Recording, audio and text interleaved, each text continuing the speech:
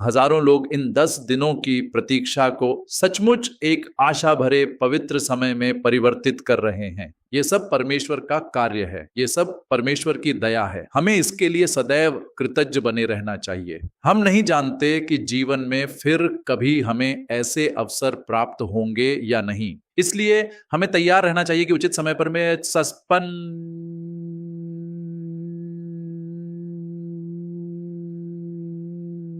जो वरदान हम पर उंडेलना चाहता है उन्हें ग्रहण कर सकें।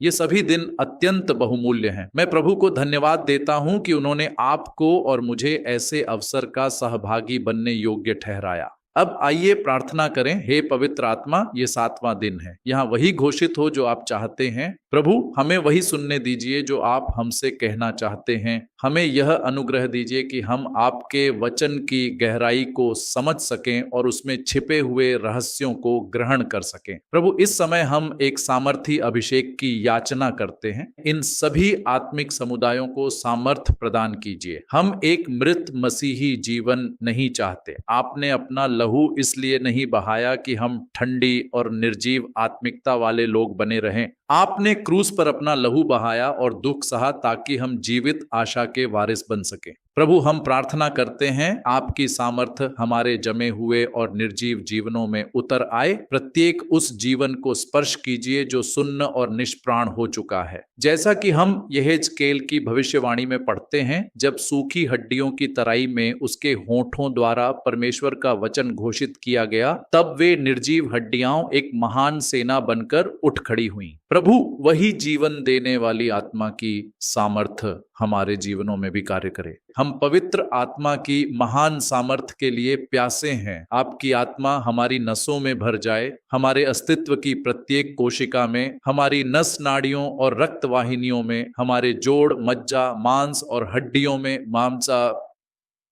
हमारे भीतरी अंगों में, हमारे विचारों में, हमारे चेतन और अचेतन मन में, उनसे हमारी स्मृतियों और घावों में, उनसे हमारी कल्पनाओं में, हमसे हमारे भूतकालीन अनुभवों में, उनसे हमारे वर्तमान संघर्षों में, उनसे हमारे जीवन के प्रत्येक भाग में आपकी आत्मा की सामर्थ्य उपस्थिति भर जाए। हमारे सामने उपस्थित भयावह चुनौतियों के बीच प्रभु आपकी आत्मा की सामर्थ प्रबल रूप से कार्य करे। ये दिन पवित्र आत्मा के उंडेले जाने और उसकी परिपूर्णता की प्रतीक्षा के दिन है।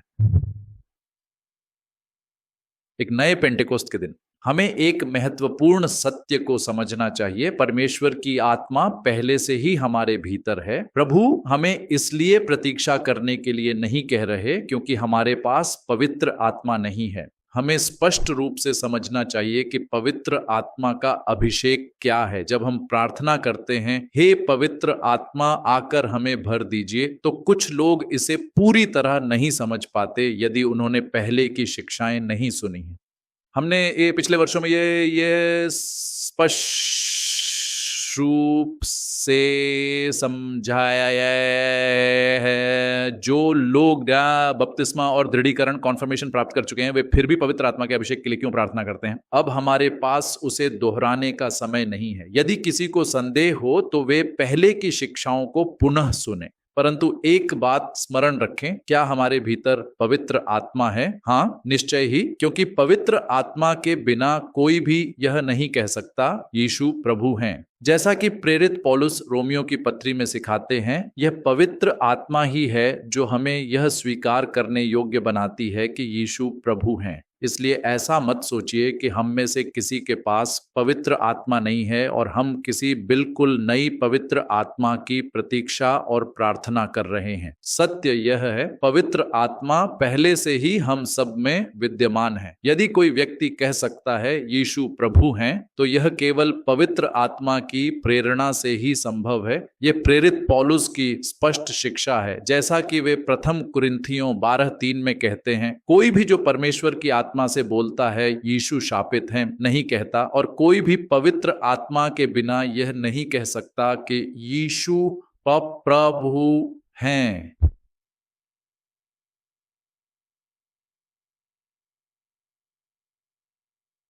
इसलिए इसे समझिए, जब कोई व्यक्ति यीशु को उद्धारकर्ता और प्रभु के रूप में स्वीकार करता है, विश्वास में उनकी अंगीकार करता है, विशेषकर बपतिस्मा से आरंभ होकर, तब यीशु की आराधना करने की क्षमता, यीशु से प्रेम करने की क्षमता, यीशु को परमेश्वर के रूप में घोषित करने की क्षमता, ये सब केवल इसलिए संभव है क्योंकि पवित्र आत्मा पहले से ही उसके भीतर कार्य कर रही है। इसलिए जब हम कहते हैं कि हम पवित्र की परिपूर्णता की प्रतीक्षा कर रहे हैं, तो हम उसकी उपस्थिति का इनकार नहीं कर रहे, बल्कि हम किसी और गहरे अनुभव की बात कर रहे हैं। इसे स्पष्ट रूप से समझने के लिए आइए यूहन्ना रचित सुसमाचार 14:15 से 17 को देखें। यदि तुम मुझसे प्रेम रखते हो तो मेरी आज्ञाओं का पालन करो, और मैं पिता से विनती करूंगा और वह तुम्हें एक और सहायक देगा जो सदैव तुम्हारे साथ रहेगा, सत्य की आत्मा। अब ध्यान से देखिए, संसार उसे ग्रहण नहीं कर सकता।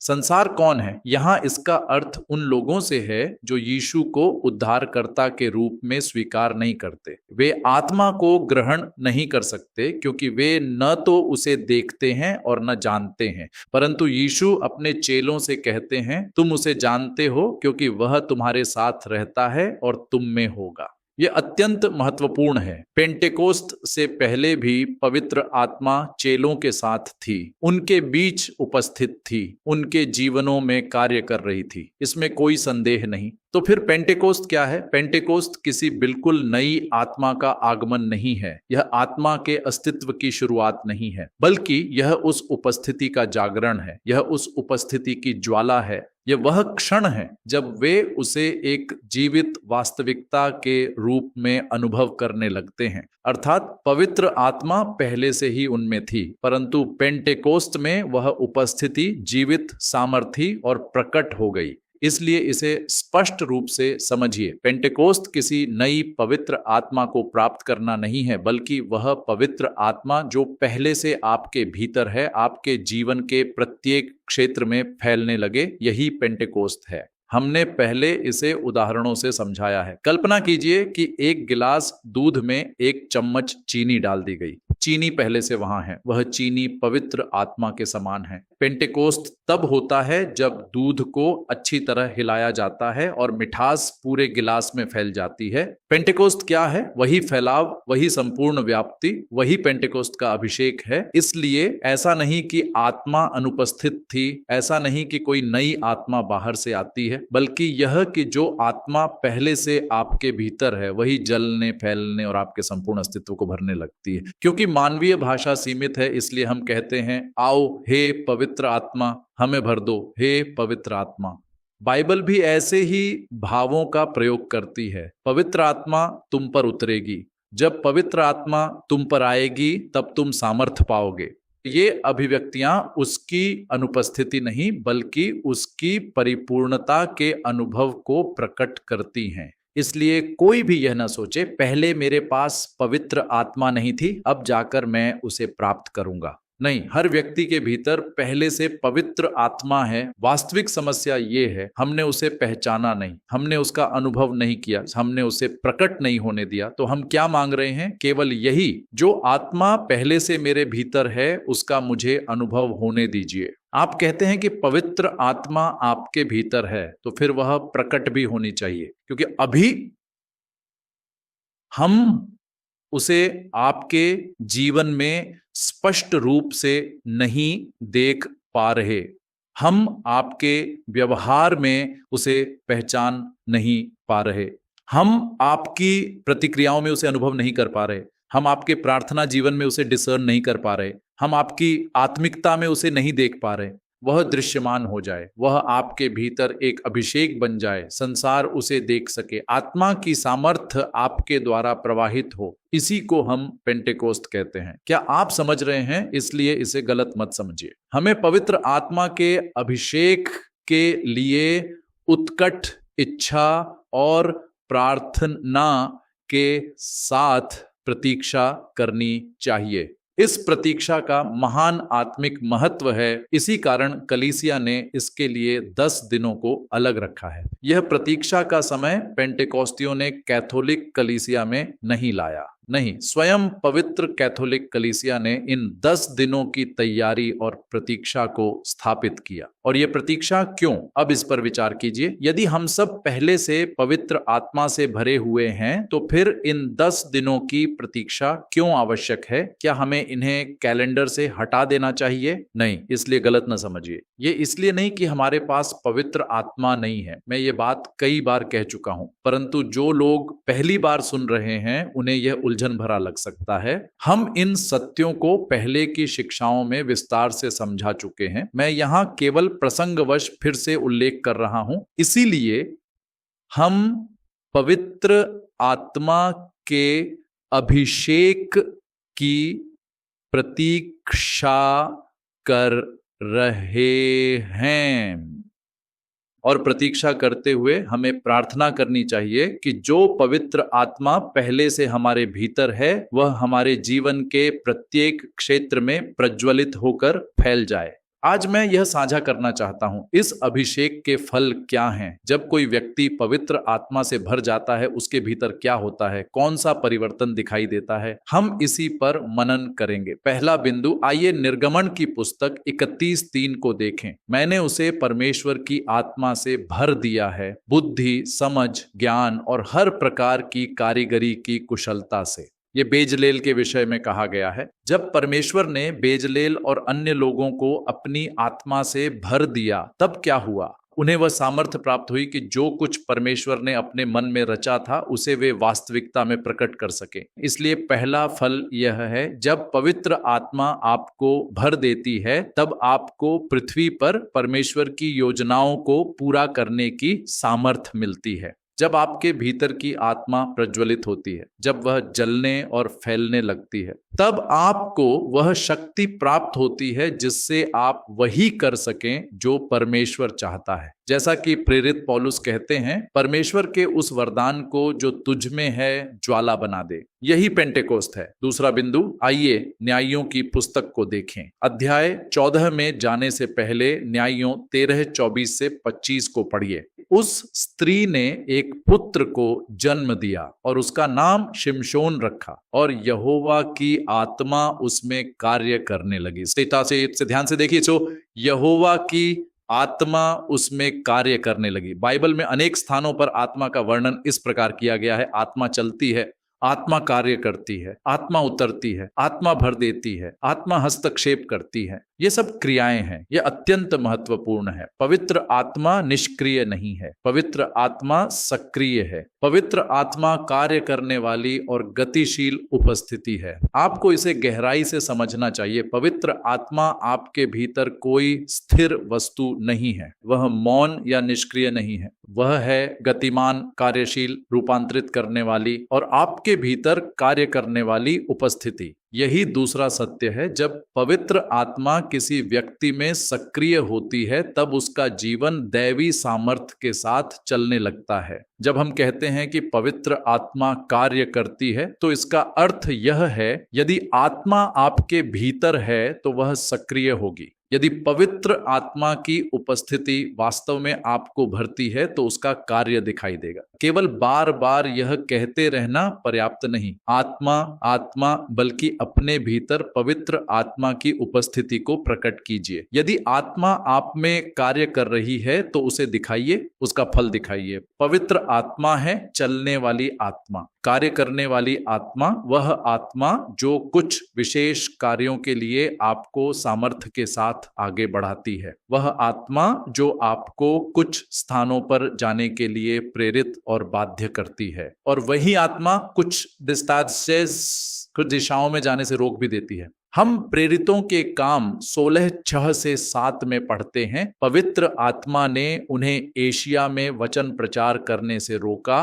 उन्होंने बिथुनिया जाने का प्रयास किया परंतु यीशु की आत्मा ने उन्हें अनुमति नहीं दी। इसे स्पष्ट रूप से देखिए, आत्मा ने कहा मत जाओ। अर्थात यह ऐसी आत्मा है जो चलती है, कार्य करती है, सामर्थ्य देती है और रोकती भी है। इसलिए केवल यह मत कहिए मेरे पास पवित्र आत्मा है, उसका कार्य दिखाइए। आत्मा ने आपके भीतर क्या किया है, उसने आपके जीवन में कैसे कार्य किया है। जब हम न्यायों की पुस्तक में शिमशोन का जीवन पढ़ते हैं तो हम बार बार एक ही बात देखते हैं, परमेश्वर की आत्मा उसके भीतर सामर्थी रीति से कार्य कर रही थी। महीने दान में आत्मा उस पर प्रबल रूप से चलने लगी। क्या आप समझ रहे हैं मैं क्या कह रहा हूं? पवित्र आत्मा निष्क्रिय नहीं है, वह जीवित और सक्रिय आत्मा है। इसलिए जब पवित्र आत्मा की उपस्थिति हम पर आती है, जब उसकी सामर्थ्य हमें भर देती है, तब उसके प्रभाव हमारे जीवन में दिखाई देंगे।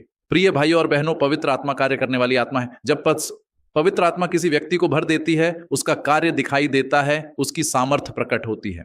हमने यह अनेक जीवनों में देखा है। जो लोग कभी बाइबल को छूना भी नहीं चाहते थे, अब परमेश्वर के वचन के लिए गहरी भूख रखते हैं। जो लोग प्रार्थना नहीं कर सकते थे, अब घंटों प्रार्थना करने का अनुग्रह प्राप्त करते हैं। जिन्होंने कभी सेवकाई करने की कल्पना भी नहीं की थी, अब सुसमाचार प्रचार के लिए निकल पड़ते हैं। परिवार मिलकर परमेश्वर की सेवा करने लगते हैं। लोग मिशन क्षेत्रों में जाने लगते हैं। जब परमेश्वर की आत्मा किसी व्यक्ति में कार्य करती है तो उसके परिणाम दिखाई देते हैं। यही पहली बात है जो हम यहाँ सीखते हैं। अब एक और उदाहरण देखिए, शिमशोन न्यायियों की पुस्तक अध्याय 14 5 से 6। एक जवान सिंह गरजता हुआ उसकी ओर आया और यहोवा की आत्मा उस पर सामर्थ से उतरी। उसने उस सिंह को ऐसे फाड़ डाला जैसे कोई बकरी के बच्चे को फाड़ देता है।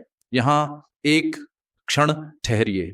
यह वचन कुछ अत्यंत सामर्थी प्रकट करता है। जब परमेश्वर की आत्मा शिमशोन में कार्य करने लगी, वह अपने माता पिता के साथ तिम्ना जा रहा था। अचानक एक सिंह गरजता हुआ उसकी ओर आया। सिंह के विषय में सोचिए, यदि आपने उसे वास्तविक जीवन में न भी देखा हो तो वीडियो में अवश्य देखा होगा। उसकी गति तीव्र होती है, उसका आक्रमण अचानक होता है, वह भयानक शक्ति के साथ आता है। सिंह गरजता हुआ शिमशोन पर झपटा और शिमशोन के पास क्या था? कोई हथियार नहीं। फिर भी उसने सिंह को ऐसे चीर डाला जैसे वह कोई बकरी का बच्चा हो। क्यों? क्योंकि यहोवा की आत्मा उस पर सामर्थ्य से उतरी। अब इसका गहरा अर्थ समझिए। पहला पत्रस 5:8 में लिखा है, तुम्हारा विरोधी शैतान गरजते हुए सिंह के समान इधर उधर घूमता रहता है। तो यह सिंह किसका प्रतीक है? सिंह प्रतीक है पाप का, प्रलोभन का और उस शत्रु का जो नष्ट करने के लिए प्रतीक्षा कर रहा है। परंतु जब पवित्र आत्मा आपके भीतर सक्रिय होती है, तब आपको अलौकिक सामर्थ्य प्राप्त होती है।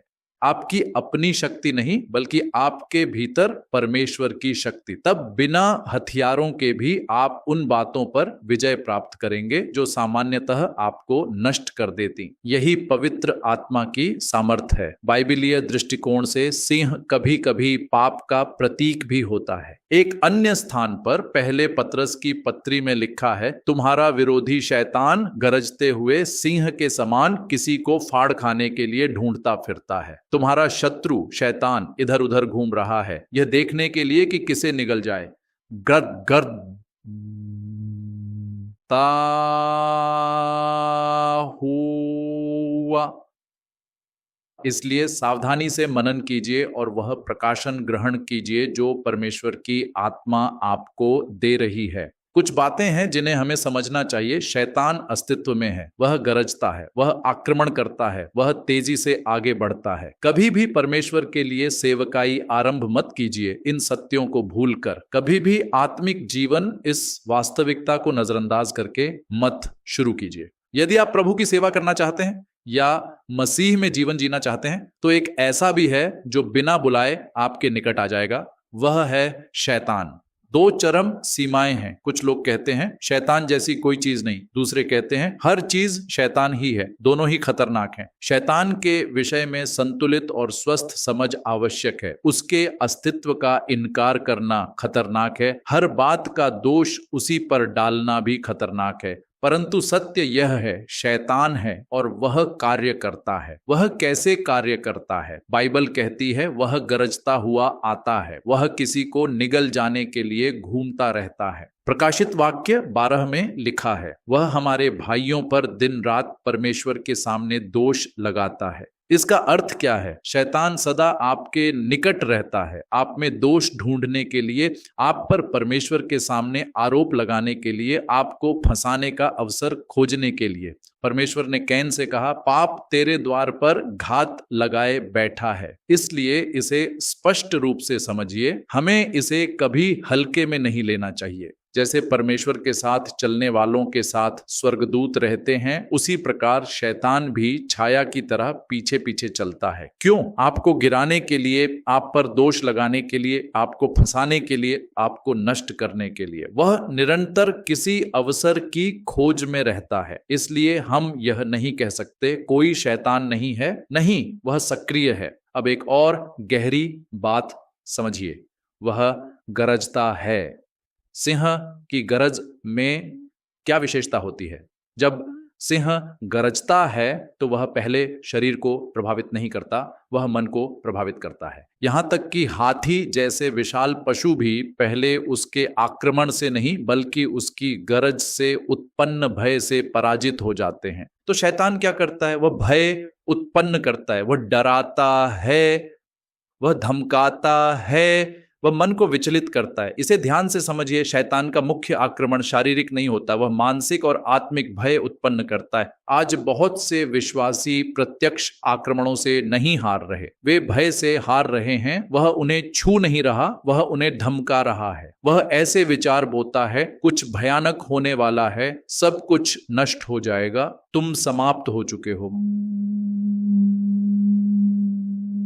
वह भय बोता है, वह चिंता फैलाता है, वह भीतर आतंक उत्पन्न करता है। इसी प्रकार वह कार्य करता है, वह गरजता है और ठीक शिमशोन की कथा की तरह सिंह गरजता हुआ उसकी ओर आया। एक जवान युवक और सिंह उस पर झपटा गरजता हुआ, परंतु अंतर किस बात ने उत्पन्न किया? परमेश्वर की आत्मा उस पर थी। क्या आप जानते हैं यहां क्या हुआ? यदि आप इस अंश को बहुत ध्यान से पढ़ें तो आपको महान प्रकाशन प्राप्त होंगे। लिखा है कि यह घटना दाख की बारी में हुई। क्या आपने ध्यान दिया? यह घटना दाख की बारी में हुई, जंगल में नहीं। शिमशोन सिंह के क्षेत्र में नहीं गया था, किसी जंगल या वन में नहीं गया था। सिंह कहां आया? दाख की बारी में। इसका क्या अर्थ है? सिंह आपके सबसे अच्छे स्थानों में भी प्रतीक्षा कर सकता है। सिंह उन स्थानों में भी उपस्थित हो सकता है जहां आप कभी उसकी अपेक्षा नहीं करते। सिंह प्रायः उन्हीं स्थानों में छिपा रहता है जहां आप सोचते हैं कि वह कभी नहीं आएगा। इसीलिए प्रेरित पौलुस ने कहा, आकाशीय स्थानों में दुष्टता की आत्मिक शक्तियां। इसलिए परमेश्वर के जन को सदैव सतर्क रहना चाहिए, आंखें खुली हुई, कान खुले हुए, क्योंकि शैतान गरजते हुए सिंह की तरह घूम रहा है। वह कब निकट आता है? जब आपका प्रार्थना जीवन कमजोर हो जाता है, जब परमेश्वर के वचन के प्रति आपका प्रेम घट जाता है, जब पवित्र यूक्रिस्त के प्रति आपकी भक्ति कम होने लगती है, जब अंगीकार का जीवन कमजोर हो जाता है, तब वह निकट आने लगता है, गरजता हुआ किसी को निगल जाने की खोज में। इसलिए शैतान तेजी से शिमशोन की ओर बढ़ा, तीव्र गति, भयंकर गर्जना। केवल यही किसी को भय से मार डालने के लिए पर्याप्त था। परंतु फिर वह मुख्य वचन आता है, यहोवा की आत्मा उस पर सामर्थ्य के साथ उतरी। ध्यान से सुनिए, आत्मा सिंह से भी अधिक तेजी से चली। सिंह उसके पास पहुंच पाता उससे पहले ही आत्मा उसके भीतर प्रज्वलित हो चुकी थी। सिंह उसे छू पाता उससे पहले ही अभिषेक उस पर उतर चुका था। क्या आप इसे समझते हैं? पवित्र आत्मा इसी प्रकार कार्य करती है।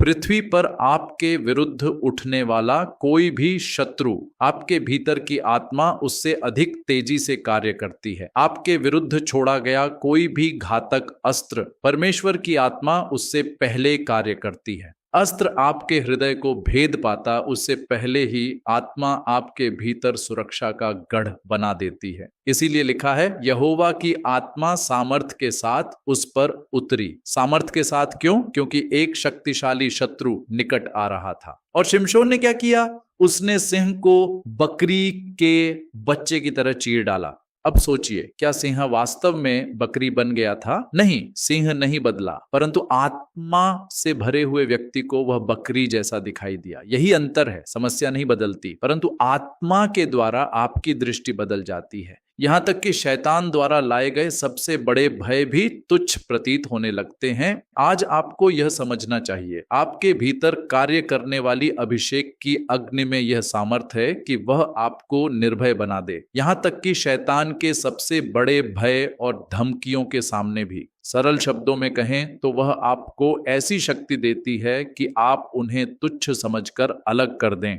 क्या शैतान की धमकियां छोटी थीं? नहीं, उसके जाल, उसके आक्रमण, उसका भय, ये सब वास्तविक और गंभीर हैं। परंतु क्या हुआ? अभिषेक की अग्नि उसके भीतर जल रही थी और शत्रु उसके पास पहुंच पाता उससे पहले ही आत्मा ने उसे रोक दिया। इसे स्पष्ट रूप से समझिए, हम एक गंभीर युद्ध में हैं। यह कोई छोटा संघर्ष नहीं है। यह मत सोचिए मैं अपनी शक्ति से शैतान को पराजित कर सकता हूं। यह एक खतरनाक भूल है।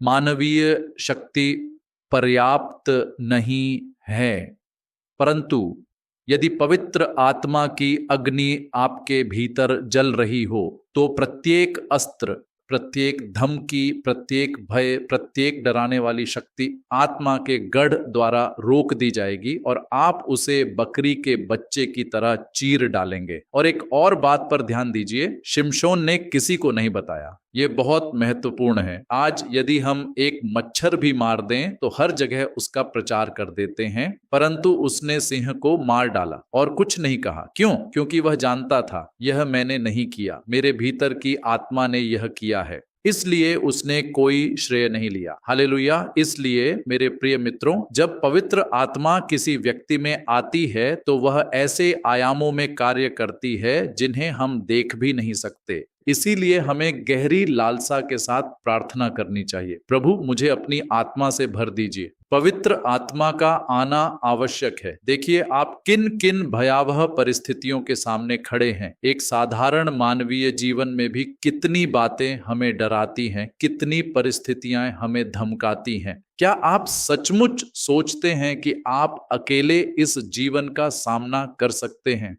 यदि आप गरजते हुए सिंह को बकरी के बच्चे की तरह चीर डालना चाहते हैं तो पवित्र आत्मा को आपके भीतर जीवित और सक्रिय होना होगा। तीसरा बिंदु, न्यायियों की पुस्तक अध्याय 15 पद 14। शिमशोन रस्सियों से बांधा गया था। प्रलोभन के कारण अपनी शक्ति का रहस्य प्रकट करने के बाद उसके शत्रुओं ने उसे पकड़ लिया और बांध दिया। लिखा है, जब वह लेही पहुंचा तब पलिश्ती उसके विरुद्ध जय जयकार करते हुए आए। तब यहोवा की आत्मा उस पर सामर्थ्य से उतरी और उसकी भुजाओं की रस्सियां जले हुए सन्न के समान हो गईं और उसके बंधन गिर पड़े। इसे गहराई से समझिए, जब परमेश्वर की आत्मा किसी व्यक्ति पर सामर्थ्य के साथ उतरती है तब उसे बांधने वाली रस्सियां टूट जाती हैं, उसकी जंजीरें गिर पड़ती हैं। ये रस्सियां क्या हैं? पीढ़ीगत प्रवृत्तियां, वंशानुगत स्वभाव, पारिवारिक आदतें, पूर्वजों के प्रभाव। जब कोई व्यक्ति जन्म लेता है वह अपने माता पिता से अच्छे गुण भी प्राप्त करता है और नकारात्मक प्रवृत्तियां भी। अक्सर ये बातें बहुत गहराई में जड़ जमा लेती हैं, यहां तक कि आनुवंशिक और व्यवहारिक स्तर पर भी। बहुत से लोगों के लिए ये बातें जंजीरें बन जाती हैं। क्रोध, व्यसन, लोभ, ईर्ष्या, घृणा जो पीढ़ी दर पीढ़ी चलती रहती है। उदाहरण के लिए, यदि आप किसी ऐसे व्यक्ति की सलाह करते हैं जिसे अत्यधिक क्रोध आता है तो आपको पहले कोई भविष्यदर्शी दर्शन देखने की आवश्यकता नहीं। बस पूछिए, क्या उसके पिता या माता क्रोधी थे? अधिकतर उत्तर होगा सो हाँ। एक पैटर्न है, एक वंशानुगत श्रृंखला, एक जंजीर। कुछ परिवारों में लगातार झगड़े, टूटे हुए संबंध, हर घर में वही संघर्ष। क्यों? क्योंकि ये प्रवृत्तियां पीढ़ियों से चली आ रही हैं और यही किसी व्यक्ति के जीवन की जंजीरें बन जाती हैं। ऐसा व्यक्ति कार्यालय में सहकर्मियों से लड़ता है, घर में झगड़ता है, पति या पत्नी और बच्चों को चोट पहुंचाता है और घावों और पीड़ा से भरा जीवन जीता है। क्या यह समाप्त नहीं होना चाहिए? क्या ये जंजीरें टूट नहीं जानी चाहिए? यदि मनोचिकित्सा के परामर्श कक्ष भी इन बंधनों को नहीं तोड़ पाते, तो भी एक दैवी सामर्थ है जो एक ही क्षण में इन्हें तोड़ सकती है। वह सामर्थ है पवित्र आत्मा। यह केवल एक सिद्धांत नहीं है, हमने इसे वास्तविक जीवन में देखा है। क्या हमने ऐसे लोगों को नहीं देखा जो वर्षों की सलाह के बाद भी नहीं बदले, माता पिता की बातों के बाद भी नहीं बदले, शिक्षकों, पुरोहितों और मित्रों की समझाइश के बाद भी नहीं बदले, प्रियजनों के आंसुओं के बाद भी नहीं बदले, फिर भी पवित्र आत्मा की सामर्थ्य के एक क्षण में वे पूरी तरह बदल गए। हाँ, एक क्षण ही पर्याप्त है। परमेश्वर आपके आनुवंशिक तंत्र को भी बदल सकते हैं। जैसे कोई सॉफ्टवेयर बदल दिया जाए, वैसे ही वह आपके भीतरी अस्तित्व को पुनः व्यवस्थित कर सकते हैं। ये कोई कल्पना नहीं है, ये वास्तविक परिवर्तन है। संसार में केवल एक ही विश्वास है जो इस सत्य की घोषणा करता है कि परमेश्वर की सामर्थ मनुष्य के जीवन में प्रवेश कर उसे पूरी तरह बदल सकती है। वह विश्वास है मसीहियत। और केवल एक ही परमेश्वर है जो ऐसा परिवर्तन करता है, उनका नाम है यीशु मसीह। इसलिए इसे स्पष्ट रूप से समझिए, पवित्र आत्मा ही आपकी जंजीरों को तोड़ने वाली है। चौथा बिंदु, पहली शमूएल की पुस्तक अध्याय 10 पद 10। यदि आप पद 6 से पढ़ें तो यह और स्पष्ट हो जाएगा। शमूएल शाऊल का राजा के रूप में अभिषेक करता है, परंतु वह शाऊल से कहता है, तुम अपनी वर्तमान स्थिति में राजा नहीं बन सकते। क्यों? तुम्हारे पारिवारिक पृष्ठभूमि के कारण नहीं, तुम्हारी क्षमताओं के कारण नहीं, तुम्हारे बाहरी रूप के कारण नहीं, तुम्हारी ऊंचाई के कारण नहीं, तुम्हारे स्वाभाविक गुणों के कारण नहीं, इनमें से कोई भी बात तुम्हें योग्य नहीं बनाती। इसलिए यदि प्रभु तुम्हें इज़राइल का राजा अभिषिक्त करना चाहते हैं तो आत्मा की सामर्थ तुम्हारे भीतर कार्य करनी चाहिए। इसी कारण शमूएल ने शाऊल से कहा। आइए पहली शमूएल 10:5 से 6 पढ़ें। इसके बाद तुम परमेश्वर के गिबा में पहुंचोगे जहां पलिश्तियों की चौकी है। जब तुम नगर में प्रवेश करोगे तब तुम्हारी भेंट भविष्यद्वक्ताओं के एक दल से होगी जो ऊंचे स्थान से उतरते आएंगे। उनके आगे सारंगी, डफ, बांसुरी और वीणा होगी और वे भविष्यवाणी कर रहे होंगे। तब यहोवा की आत्मा तुम पर सामर्थ्य से उतरेगी और तुम उनके साथ भविष्यवाणी करोगे और तुम एक दूसरे मनुष्य में परिवर्तित हो जाओगे। फिर पद 9 कहता है, जब शाऊल शमूएल से विदा होकर मुड़ा तब परमेश्वर ने उसे नया हृदय दिया और वे सब चिन्ह उसी दिन पूरे हुए। जब शाऊल भविष्यद्वक्ताओं से मिला, परमेश्वर की आत्मा उस पर सामर्थ के साथ उतरी और वह उनके साथ भविष्यवाणी करने लगा। यह क्या प्रकट करता है? भविष्यवाणी की आत्मा, एक ऐसी आत्मा जो आने वाली बातों को प्रकट करती है। ये केवल अतीत की घटनाओं को समझाने वाली आत्मा नहीं है, बल्कि वह आत्मा है जो भविष्य को प्रकट करती है। यदि यह बहुत बड़ा प्रतीत होता हो तो इसे अपने जीवन के निकट लाकर समझिए। आत्मा आपके जीवन के विषय में बातें प्रकट करती है। आपके परिवार में क्या होगा, आपके बच्चों के जीवन में क्या होगा, आपके बच्चों के लिए परमेश्वर की योजनाएं क्या हैं, कल आपको किस दिशा में आगे बढ़ना चाहिए, आपको अपना जीवन कैसे व्यवस्थित करना चाहिए। इसे स्पष्ट रूप से समझिए। जब पवित्र आत्मा किसी व्यक्ति में कार्य करती है तब परमेश्वर केवल उसके अतीत या वर्तमान को ही नहीं छूते, वे उसके भविष्य को भी आकार देते और प्रकट करते हैं। हम प्रेरितों के काम में देखते हैं, यरूशलेम में भविष्यद्वक्ताओं ने घोषणा की, सारे संसार में एक बड़ा अकाल आने वाला है। उस भविष्यवाणी के कारण प्रेरित पौलुस, सीलास, मरकुस और लूका मकिदुनिया और कुरिन्थुस जैसे स्थानों से सहायता एकत्रित करने लगे ताकि यरूशलेम के गरीबों की सहायता की जा सके। यही भविष्यवाणी की आत्मा है, वह आत्मा जो आने वाली बातों को प्रकट करती है। हम इसे योएल 2:28 में भी स्पष्ट रूप से देखते हैं। उन दिनों में मैं अपनी आत्मा सब प्राणियों पर उंडेलूंगा। तुम्हारे बेटे और बेटियां भविष्यवाणी करेंगे, तुम्हारे बूढ़े स्वप्न देखेंगे और तुम्हारे जवान दर्शन पाएंगे। ध्यान दीजिए, परमेश्वर 3 प्रकार से बोलते हैं, भविष्यवाणी, स्वप्न, दर्शन। ये 3 मुख्य मार्ग हैं जिनके द्वारा परमेश्वर संवाद करते हैं। उदाहरण के लिए परमेश्वर ने यूसुफ से स्वप्नों के द्वारा बात की, परमेश्वर ने मरियम से दर्शन और स्वर्गदूत के प्रकट होने के द्वारा बात की, परमेश्वर ने अनेक जीवनों में भविष्यवाणी के द्वारा बात की। उदाहरण के लिए जकरयाह ने यूहन्ना बपतिस्मा देने वाले के विषय में भविष्यवाणी की, मरियम ने भी भविष्यवाणी के वचन बोले। इसीलिए हमें स्वप्नों, दर्शनों और भविष्यवाणी के लिए लालसा और प्रार्थना करनी चाहिए।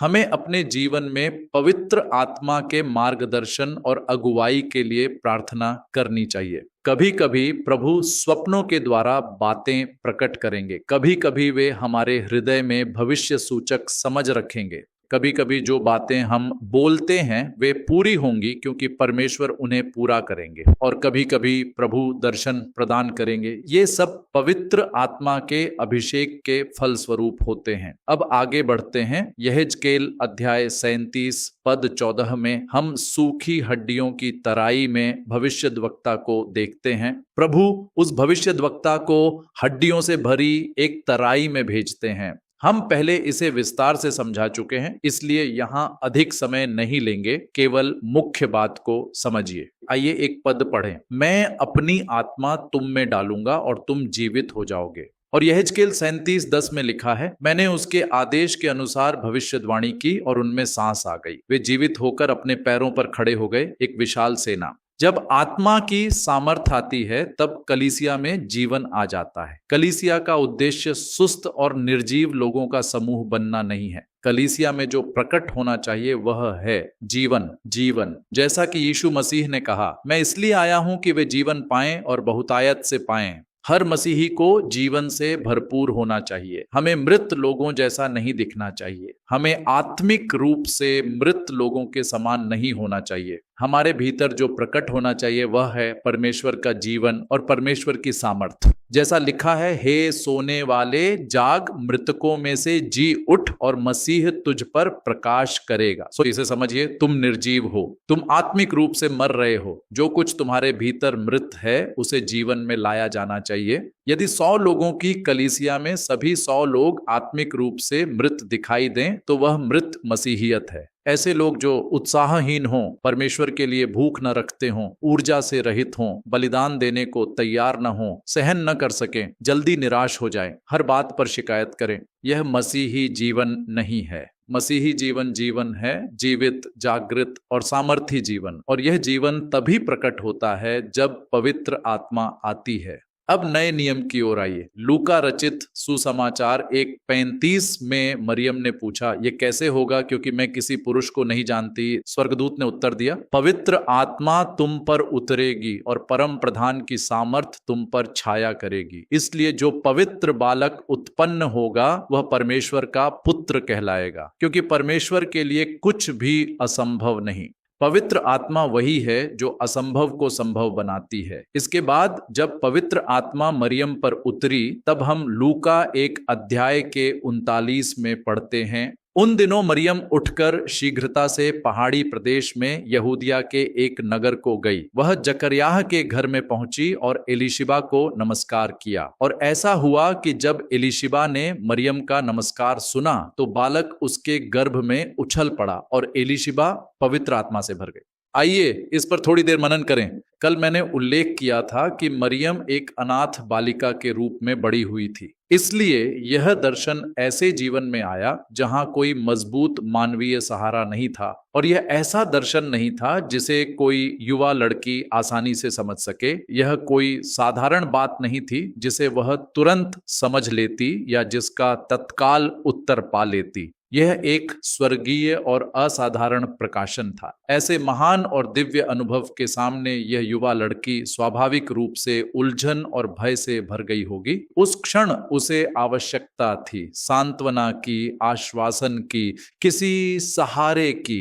तब स्वर्गदूत ने उससे कहा, मत डर, तुम्हारी संबंधिनी एलीशिबा ने भी परमेश्वर के हस्तक्षेप से गर्भ धारण किया है, वह अब 6ठे महीने में है। पृष्ठभूमि को समझिए। एक युवा लड़की जिसके पास कोई मजबूत सहारा नहीं, उसे इतना महान दिव्य प्रकाशन प्राप्त होता है और वह उसे पूरी तरह समझ भी नहीं पाती। इसलिए स्वाभाविक रूप से वह पूछती होगी, प्रभु आप क्या करने जा रहे हैं, इसे कौन समझा सकता है। इसलिए स्वर्गदूत उसे दिशा देता है, मत डर, तुम्हारे अपने परिवार में एक ऐसी स्त्री है जिसने इसी प्रकार परमेश्वर के हस्तक्षेप का अनुभव किया है, उसके पास जाओ। मरियम क्या करती है? लूका 1 अध्याय के 39 में लिखा है, मरियम उठी और शीघ्रता से यहूदिया के पहाड़ी प्रदेश को गई। वह तुरंत गई। ये अत्यंत महत्वपूर्ण है। ये कोई टाला हुआ निर्णय नहीं था, अनही कोई लंबे समय से योजनाबद्ध यात्रा, न कोई महीनों तक स्थगित किया गया कार्य। यह तत्काल प्रतिक्रिया थी। यहाँ एक सामर्थ्य शिक्षा है। जब आप किसी में पवित्र आत्मा को कार्य करते हुए पहचाने तो शीघ्रता से उसके पास जाइए। सही संगति में आत्मा ज्वाला बन जाती है। शास्त्र कहता है बुरी संगति अच्छे चरित्र को बिगाड़ देती है। इसलिए इसे समझिए, जिन लोगों से आप जुड़े रहते हैं वे अत्यंत महत्वपूर्ण हैं। देखिए यहां क्या हुआ, पवित्र आत्मा मरियम पर उतरी थी। एलिशिबा के जीवन में पहले से ही परमेश्वर का कार्य हो चुका था। परमेश्वर ने उसकी बांझ अवस्था में भी उसके गर्भ में जीवन उत्पन्न किया था। मरियम ने इसे समझा और गपशप करने, संदेह करने या अत्यधिक सोच विचार में पड़ने के स्थान पर वह सीधे एलिशिबा के पास गई। क्यों? क्योंकि वह स्त्री उसकी परिस्थिति को समझ सकती थी। पवित्र आत्मा की परिपूर्णता को वास्तव में वही लोग समझ सकते हैं जिन्होंने आत्मा का अनुभव किया है। अन्य लोग प्रायः उसे गलत समझेंगे, उसकी आलोचना करेंगे या उसका उपहास करेंगे। इसलिए मेरे प्रिय बच्चों, अपनी संगति के विषय में सावधान रहिए। इस बात पर ध्यान दीजिए कि आपके बच्चे किस प्रकार के लोगों की संगति में रहते हैं। इन संबंधों में भी विवेक और आत्मिक समझ आवश्यक है। इस प्रकार मरियम सीधे एलिशिबा के पास गई। यहाँ पवित्र आत्मा हमें एक महत्वपूर्ण शिक्षा देती है। हमारी संगति अत्यंत महत्वपूर्ण है। हम क्या देखते हैं, क्या सुनते हैं, किन से मिलते हैं, किन से बातें करते हैं, किन स्थानों पर बार बार जाते हैं, किन लोगों के साथ समय बिताते हैं, ये सब हमारे भीतरी जीवन और आत्मिक स्थिति को आकार देते और प्रभावित करते हैं।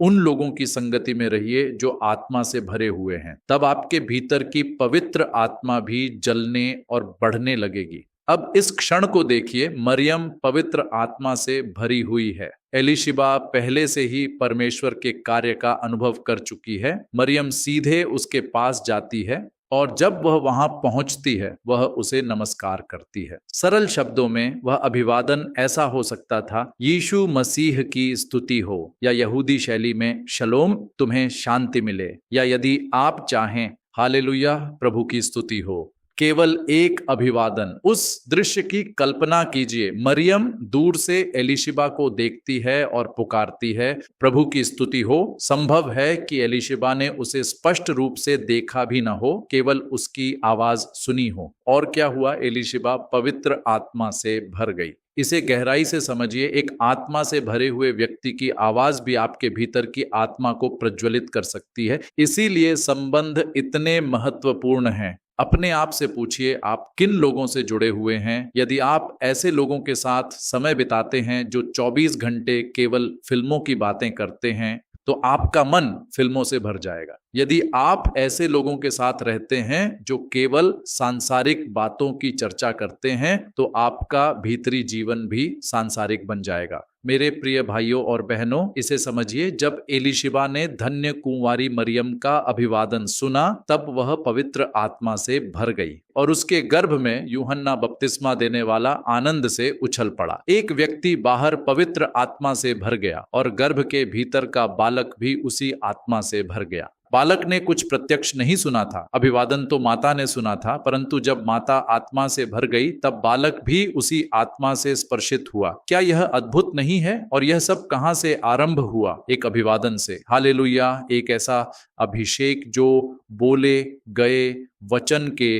द्वारा प्रवाहित हुआ, उसने पूरे घर को पवित्र आत्मा से भर दिया। इसे देखिए, कौन हमारे घरों में प्रवेश करे, हम किन लोगों के साथ निकट संबंध रखें। मैं यह किसी को अस्वीकार करने या किसी से घृणा करने के लिए नहीं कह रहा, परंतु हमें इस विषय में सावधान रहना चाहिए। हम बार बार किन लोगों के साथ रहते हैं? आपकी आत्मिक संगति कौन है? आप किसकी ओर ध्यान देते हैं? आप किसकी बातें सुनते हैं? आप किन से बातचीत करते हैं? आप किन लोगों के साथ समय बिताते हैं? यदि आपकी निकट संगति और बातचीत आपको निरंतर बुराई की ओर खींचती है, यदि आपके फोन पर होने वाली बातचीत और संबंध उसी प्रकार चलते रहते हैं, तो अंततः आप विनाश की ओर गिर पड़ेंगे। परंतु यदि आप प्रभु की आवाज सुन रहे हैं, यदि आप भविष्य सूचक आवाजों पर ध्यान दे रहे हैं, यदि आप आत्मा से भरे लोगों के वचनों को सुन रहे हैं, तब पवित्र आत्मा की दिव्य उपस्थिति आपके भीतर प्रबल रूप से जलने लगेगी। जब मरियम का अभिवादन सुनाई दिया, तब एलीशिबा पवित्र आत्मा से भर गई। फिर क्या हुआ? उसने ऊंचे स्वर में घोषणा की। जब उसने मरियम का अभिवादन सुना, तब बालक उसके गर्भ में उछल पड़ा और एलीशिबा पवित्र आत्मा से भरकर ऊंचे स्वर से पुकार उठी, स्त्रियों में तू धन्य है और तेरे गर्भ का फल धन्य है। दूसरों के विषय में अच्छा बोलने के लिए हमें पवित्र आत्मा की आवश्यकता होती है। दोष निकालने और नकारात्मक बातें कहने के लिए केवल शैतान ही पर्याप्त है। यदि दक्षिण अफ्रीका में कोई व्यक्ति पवित्र आत्मा का अभिषेक प्राप्त करता है, तो भारत का एक मसीही सामान्यतः उससे ईर्ष्या नहीं करेगा। परंतु यदि हमारे पास बैठा कोई व्यक्ति थोड़ा भी आगे बढ़ जाए, तो हम में ईर्ष्या उत्पन्न हो जाती है। उस व्यक्ति के विषय में अच्छा बोलने के लिए हमें पवित्र आत्मा की आवश्यकता होती है। प्रसिद्ध पुरोहितों या जाने माने लोगों के विषय में अच्छा बोलने के लिए हमें विशेष रूप से आत्मा की आवश्यकता नहीं पड़ती। परंतु जो व्यक्ति आपके बगल में बैठकर प्रार्थना कर रहा है, उसके विषय में अच्छा बोलने के लिए पवित्र आत्मा की आवश्यकता होती है। यह स्त्री कौन है? वह उसकी संबंधिनी है, उसकी रिश्तेदार। फिर भी वह उद्धारकर्ता की माता बनने जा रही है। उसकी तुलना में एलीशिबा की स्थिति छोटी थी। वह केवल अग्रदूत को जन्म देने वाली थी, जबकि दूसरी अपने गर्भ में स्वयं उद्धारकर्ता को धारण किए हुए थी। पीढ़ियों से एक संपूर्ण जाति उद्धारकर्ता की प्रतीक्षा कर रही थी, और अब एक गरीब युवा लड़की एक साधारण परिवार से बिना किसी प्रतिष्ठा या पृष्ठभूमि के आंगन में खड़ी है और उसके गर्भ में वही उद्धारकर्ता है। और उसे देखकर कहना, मेरे प्रभु की माता, इसके लिए पवित्र आत्मा चाहिए। आत्मा के बिना यह संभव नहीं। क्या आप दूसरों में अच्छाई देखना चाहते हैं? तो आपको पवित्र आत्मा चाहिए। क्या आप दूसरों की अच्छाई में आनंदित होना चाहते हैं? तो आपको पवित्र आत्मा चाहिए, अन्यथा यह असंभव है। आत्मा के बिना क्या होता है? हम सोशल मीडिया पर आलोचना करने लगते हैं, नकारात्मक टिप्पणियां लिखते हैं, दूसरों को गिराने लगते हैं। जहां कहीं भी अच्छाई खिलने लगे, हमें उसकी सराहना करना सीखना चाहिए। हमारा उद्देश्य केवल अपनी वृद्धि नहीं होना चाहिए, बल्कि परमेश्वर के राज्य की वृद्धि होना चाहिए। बहुत से लोग जो दावा करते हैं कि वे आत्मा से भरे हुए हैं, वास्तव में परमेश्वर के राज्य की वृद्धि से अधिक अपनी स्वयं की वृद्धि के विषय में चिंतित रहते हैं। परंतु यदि आपका आनंद वास्तव में परमेश्वर के राज्य की वृद्धि में है, तब जब कोई व्यक्ति अभिषेक प्राप्त करेगा तो आप आनंदित होंगे। आप कहेंगे हालेलुया, उसके लिए प्रार्थना करेंगे, आप प्रसन्न होंगे। यदि कहीं कोई प्रार्थना समूह बढ़ रहा है तो आप आनंदित होंगे। यदि कहीं लोग एकत्र होकर प्रार्थना कर रहे हैं तो आप प्रसन्न होंगे। आप यह सोचकर दुखी नहीं होंगे वे यहाँ क्यों नहीं आए। यदि सब लोग एक ही स्थान पर आ जाएं तो वे कहाँ जाएंगे। यह अच्छा है कि लोग विभिन्न स्थानों पर जाकर प्रार्थना करें। इसलिए ऐसी बातों से बोझिल मत होइए। मैं जो कहना चाहता हूं वह यह है, दूसरों में दिखाई देने वाली अच्छाई में सचमुच आनंदित होने के लिए पवित्र आत्मा आवश्यक है। संक्षेप में कहूं, बिना अधिक विस्तार के, किसी दूसरे व्यक्ति में आत्मा की अग्नि को प्रज्वलित करने के लिए पवित्र आत्मा चाहिए। दूसरों के विषय में अच्छा बोलने के लिए पवित्र आत्मा चाहिए। 10वां बिंदु, प्रेरितों के काम, अध्याय 1 पद 8 में लिखा है, परंतु जब पवित्र आत्मा तुम पर आएगी तब तुम सामर्थ पाओगे। सामर्थ प्राप्त करने के लिए पवित्र आत्मा की आवश्यकता होती है। और तुम यरूशलेम, सारे यहूदिया, सामरिया और पृथ्वी की छोर तक मेरे गवाह होगे। मसीह के लिए साक्षी बनने के लिए पवित्र आत्मा की आवश्यकता होती है। इसके बाद प्रेरितों के काम, अध्याय 4 पद 8 में पतरस और यूहन्ना को यरूशलेम के अधिकारियों ने पकड़ लिया। उन्हें लाकर उनके सामने खड़ा किया गया और उनसे पूछा गया, तुमने यह किस शक्ति से या किस नाम में किया? तुमने लंगड़े व्यक्ति को किस अधिकार से चंगा किया? प्रेरितों के काम 4:8 कहता है, तब पतरस पवित्र आत्मा से भरकर उनसे कहने लगा। और आगे पढ़ने पर पतरस घोषणा करता है, उद्धार किसी दूसरे के द्वारा नहीं है। जिस पत्थर को तुम राजमिस्त्रियों ने तुच्छ जाना वही कोने का सिरा हो गया। वह पत्थर यीशु है। स्वर्ग के नीचे मनुष्यों में और कोई दूसरा नाम नहीं दिया गया जिसके द्वारा हम उद्धार पा सकें। इसे ध्यान से देखिए, पतरस ने ये वचन तब बोले जब वह पवित्र आत्मा से भरा हुआ था। इसे समझिए, यदि आप निर्भीक होकर उस सुसमाचार के सत्य को घोषित करना चाहते हैं जो आपको सौंपा गया है, यदि आप परमेश्वर के राज्य के सत्य को किसी के सामने भी प्रकट करना चाहते हैं, तो आपको पवित्र आत्मा की आवश्यकता है। इसी कारण पतरस निर्भीकता से बोलने लगा। इस प्रकार बोलने के लिए पवित्र आत्मा की सामर्थ चाहिए, जैसा कि लूका रचित सुसमाचार अध्याय 12 पद 12 में लिखा है, जब तुम्हें हाकिमों और अधिकारियों के सामने ले जाया जाए तो इस बात की चिंता मत करो कि क्या कहोगे या कैसे कहोगे, क्योंकि उसी घड़ी पवित्र आत्मा तुम्हें सिखाएगी कि क्या कहना चाहिए।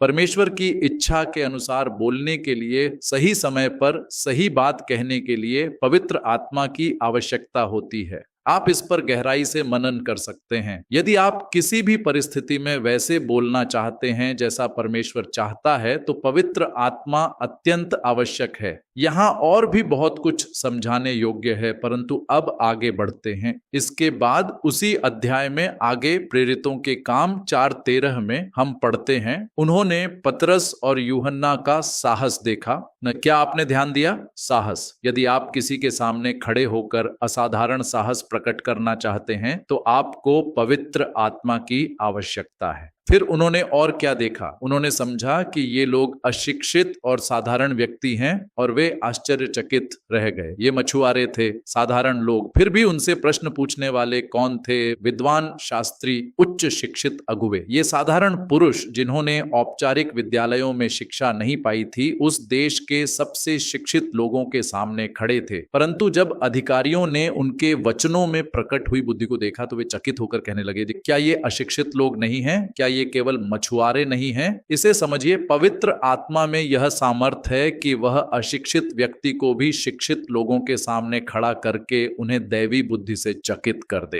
बाद में हम प्रेरितों के काम अध्याय 6 में स्तिफनुस के विषय में पढ़ते हैं। पद 8 से, स्तिफनुस अनुग्रह और सामर्थ से परिपूर्ण होकर लोगों के बीच बड़े बड़े अद्भुत काम और चिन्ह दिखाता था। और पद 10 कहता है, वे उसकी उस बुद्धि और आत्मा का सामना न कर सके जिसके द्वारा वह बोलता था। वह केवल एक युवा व्यक्ति था, फिर भी कोई भी उसके वचनों में प्रकट हुई बुद्धि और सामर्थ्य का विरोध नहीं कर सका। यदि ऐसा होना है तो आपको पवित्र आत्मा की आवश्यकता है। बोलने की क्षमता, साहस, बुद्धि, ये सब पवित्र आत्मा के कार्य हैं। अब 13वां बिंदु प्रेरितों के काम अध्याय 4 में जब प्रेरित अधिकारियों के पास से छोड़ दिए गए तब वे अपने समुदाय में लौटे और जो कुछ हुआ था वह सब बताया। तब सभी विश्वासी एक मन होकर एकत्र हुए और परमेश्वर से प्रार्थना करने लगे। उन्होंने इस प्रकार प्रार्थना की, प्रेरितों के काम 4:30, अपना हाथ बढ़ाकर चंगाई कर और तेरे पवित्र सेवक यीशु के नाम से चिन्ह और अद्भुत काम होने दे। अपने सेवकों को यह अनुग्रह दे कि वे पूरे साहस के साथ तेरे वचन का प्रचार करें। फिर क्या हुआ? जब वे प्रार्थना कर चुके तो वह स्थान जहां वे इकट्ठे थे हिल उठा और वे सब पवित्र आत्मा से भर गए और परमेश्वर का वचन साहस के साथ सुनाने लगे।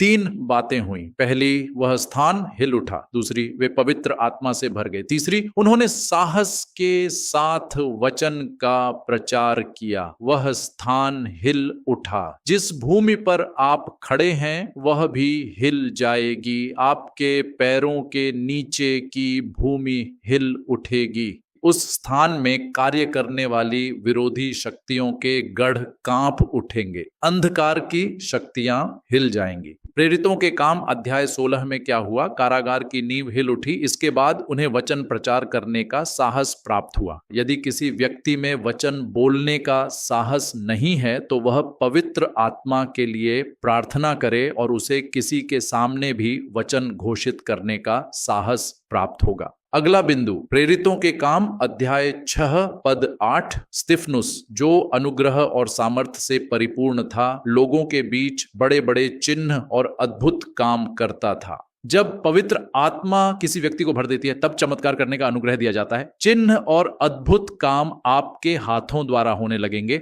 इसके बाद प्रेरितों के काम अध्याय 7 पद 56। वह पवित्र आत्मा से भरकर स्वर्ग की ओर देखने लगा और उसने परमेश्वर की महिमा और यीशु को परमेश्वर के दाहिने खड़े देखा। उसने कहा, देखो मैं स्वर्ग को खुला हुआ और मनुष्य के पुत्र को परमेश्वर की पायपन।